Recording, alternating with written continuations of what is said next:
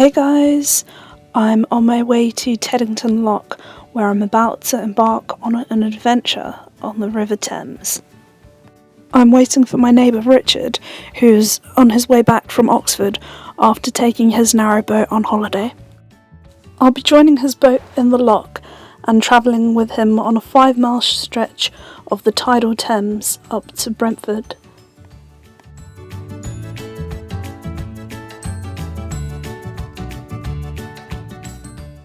As I was waiting for him, I was getting really excited and a little bit nervous.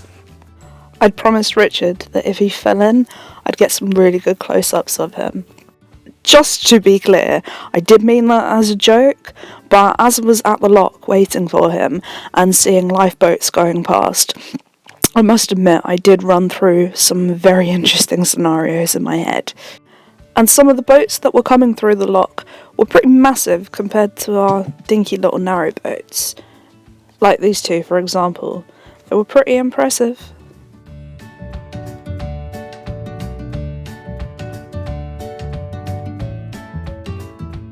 I was regretting not wearing any sun cream, but the lockkeeper promised me a thunderstorm was on the way.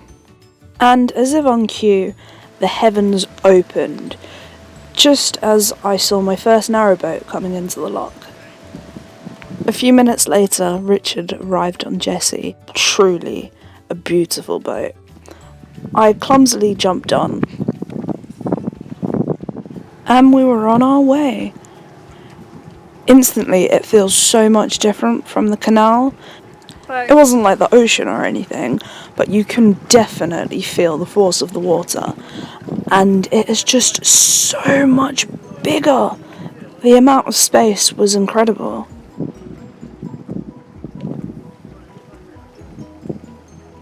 No sooner had we started, we made a pit stop to put on our life jackets, which are a requirement in this part of the Thames. The lockkeeper at Teddington had been informed by the lockkeeper at Brentford that there were 20 boats coming through Brentford Lock down towards Teddington, so we were guaranteed to see lots of interesting boats passing us in the opposite direction, and we weren't disappointed.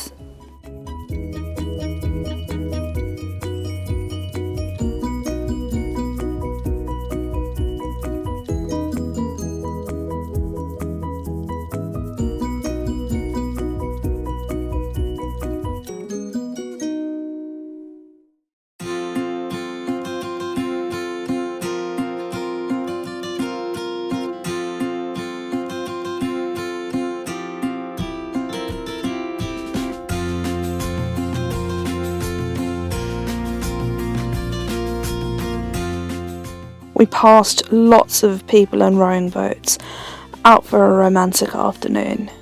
Shame about the weather. I was actually celebrating an anniversary myself.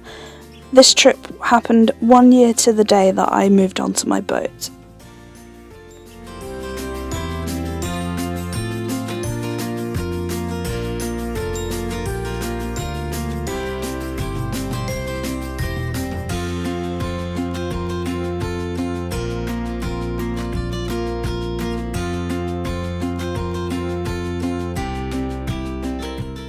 There were so many houses with end-of-garden moorings. I suppose if you have to live in a house, there were worse ways to do it.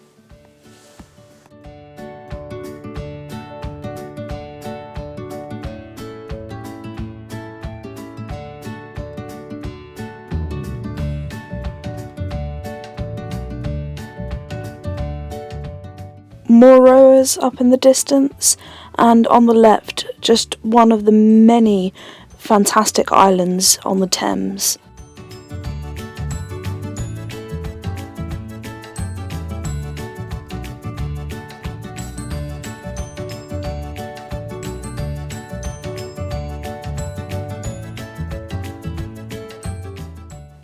Correct me if I'm wrong, but I do believe that's Ham House on the right hand side.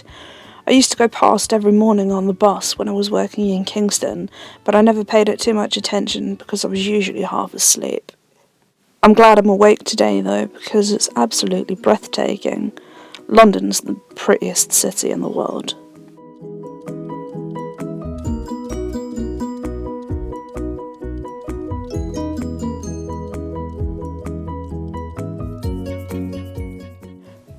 We saw a few tourist boats on the way, and they were all very well behaved, not like in central London.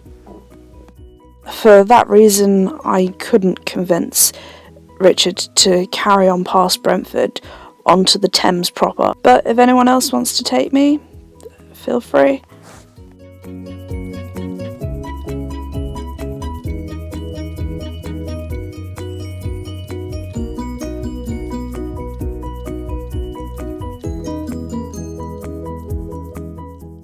If you ever get the chance to explore this section of the Thames, whether it be by boat or other method, there really are some fantastic things to see. There's great shopping at Richmond, and there's Ham House, Richmond Park, Scion House, and in Kew there's a fantastic steam museum, as well as the world famous Kew Gardens. I grew up in West London, so it was really nice to be back in my old stomping ground, and to see it from the river was just fantastic. Now, my homing pigeon senses were going crazy now. Those tower blocks off in the distance tell us that we are almost at Brentford. It's going to be really interesting to see how much has changed since I left. Just here on the left hand side is where we're going to be turning to join the Grand Union Canal. The waterside had already started being developed whilst I was still living a couple of miles from Brentford, but it definitely looks a lot more gentrified than when I left in 2008.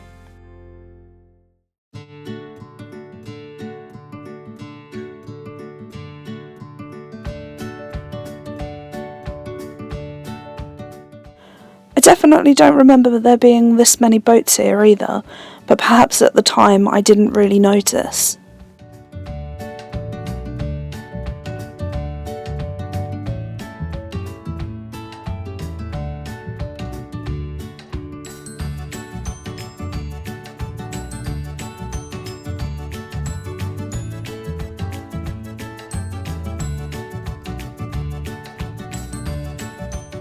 Here we are at Thames Lock, and this is the Brentford that I remember.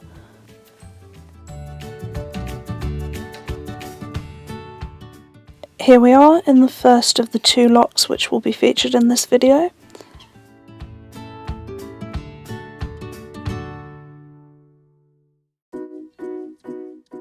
And we made it through and we're back onto familiar waters. This is the Grand Union. See those two little boats there, aren't they so cute?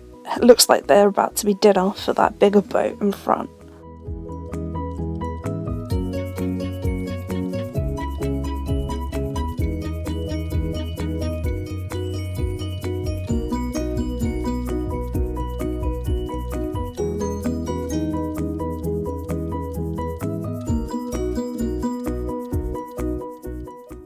Wowza, there really are some impressive looking boats on this stretch of the water. Now, just on the other side of this bridge is a lesson to everybody. When people say that I live on a houseboat, I get really annoyed, and this is why. These are houseboats. I live on a narrowboat. I think these are really cool looking, although opinion was split between myself and Richard, but these are definitely houses on the water, and what we live on are definitely boats that double up as houses. What do you think?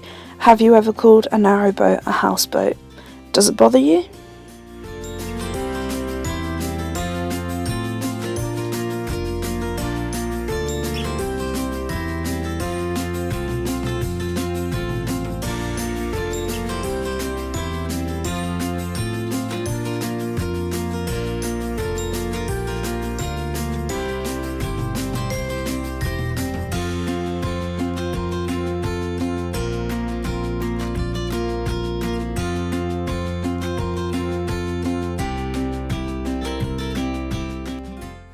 Just here on the left hand side is a wedding. I do love a good wedding. I'm going to Vegas next month and I'm hoping to find someone to have a wedding with me. I didn't get a decent shot of it, but the bride's dress was absolutely gorgeous. She looked amazing. We're just about to go into our second lock now, on the right hand side there, that is the River Brent, and a big sign saying do not go down there. I don't think Richard got the memo. What it is, because he's been used to the big wide locks on the Thames, it's a bit difficult to adjust to the canal. It's kind of like if you've been doing a lot of motorway driving and then having to get used to driving on little roads again. But I think he was doing great. Once we get out of this lock, there's a couple of miles of canal, and then the Hanwell flight, which is a flight of 6 locks, and Richard very kindly has asked me to join him to do those as well. So if you're not subscribed to the channel, make sure that you do so, or check back next week when I am going to publish the video of how we got on doing that. So we're out of the lock now, and there are so many more boats than I ever remember, and more new flats. We've been going for a few hours now, so we're going to find the first mooring spot that we can and stop for a little rest before tackling the flight of locks. It was at this point that Richard asked me the silliest question that I have ever heard. Yeah. Are you hungry? I'm always hungry. So a spot of lunch it was to be, and a lovely lunch it was too. This definitely looks like the perfect place to stop, and the perfect place to stop this video. If you enjoyed it, please give it a thumbs up, don't forget to subscribe, and we'll see you next week when we tackle those locks. Bye for now.